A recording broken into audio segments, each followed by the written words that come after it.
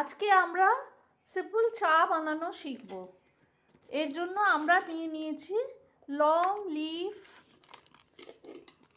টি, দার্জিলিং টি, definitely লিপটনের Darjeeling টি long leaf. এটা আপনারা যে কোনো শপেই পেয়ে যাবেন।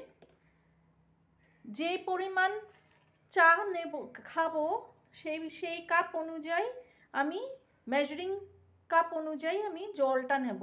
আমি 2 কাপ চা বানাবো। আমি এই যে খুব বড় মাগে খাই, সেই জন্য আমি 2 বড় মাগ জল একটা প্যানে নিয়ে আর এটাকে ভালো করে ফোটাতে দিয়ে দিলাম।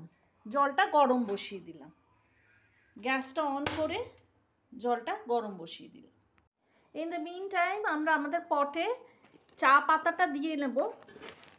যেহেতু 2 কাপ চা বানাবো সেই জন্য আমরা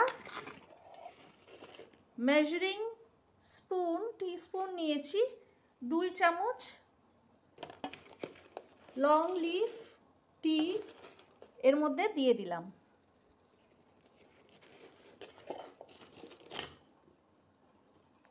দুই চামচ, চাইলে একটু বেশিও দেয়া যেতে পারে। জল ফুটে গেছে, খুব ভালোভাবে জলটা আমাদের ফুটে গেছে।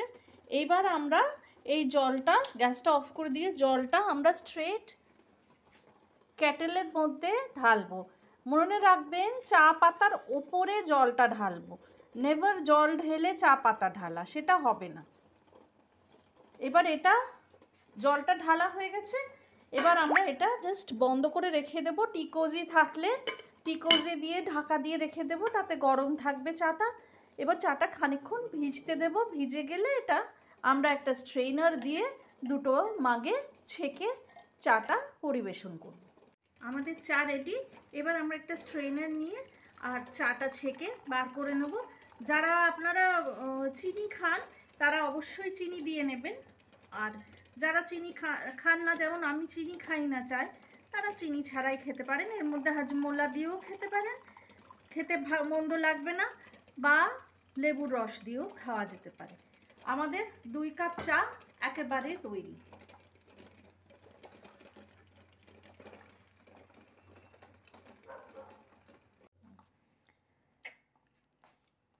এবার আমরা ঘিতে রসুনগুলো দিয়ে দেব।